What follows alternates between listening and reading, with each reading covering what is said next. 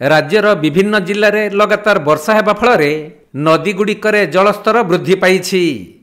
सेहिपरि बढ़िला नई को गाधोइबा पई जाइथिबा बेले पानी रे बुड़ी जनकर मृत्यु होइछि।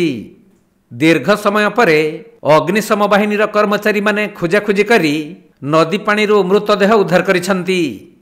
ढेंकानाल जिला कामाख्यानगर थाना रामियाल नदी रे एहिपरि अघटन घटिथिबा बेले मृतक जनक हेउछंती बाउंसपाल गाँर शरत देहुरी।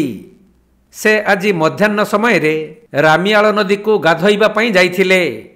हेले नदी रे प्रखर स्रोत थिबारु असावधानता बशत पानी सोरे भासी जाइथिले। तेणु घर को फेरिबारे तांकर विलंब हेबारु घर लोक माने खोजाखोजी आरंभ करिथिले। परे जेहेतु से नदी को गाधोइबा पई जाइथिले काले सेहिठारे से पानी रे भासी जाइथिबा संदेह करी परिवार लोक माने कामाख्यानगर अग्निशम बाहिनी को खबर देइथिले। खबर पाई कर्मचारी माने पहुंची दीर्घ समय नदी पानी रे खोजाखोजी करिबा परे शरतंक मृतदेह को नदीरू उद्धार करिथिले। परे पुलिस घटनास्थल रे पहुंची मृतदेह को जबत करी व्यवच्छेद पई पठाइबा सह अधिक तदंत करुछंती।